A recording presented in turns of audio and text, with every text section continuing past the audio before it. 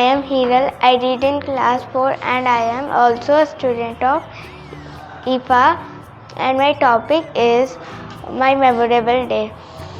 My memorable day was when my father gave me a watch.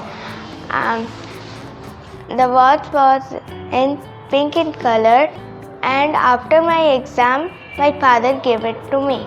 I keep it in a box in my room and I wear it in special days and I love it. Thank you.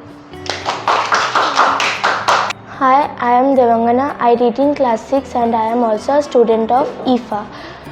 Today my topic is my favorite thing. My favorite thing is a soft toy. It is a teddy bear.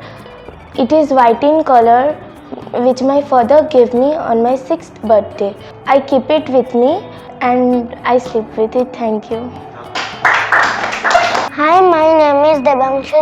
I read in class 2 and I am also the student of IFA.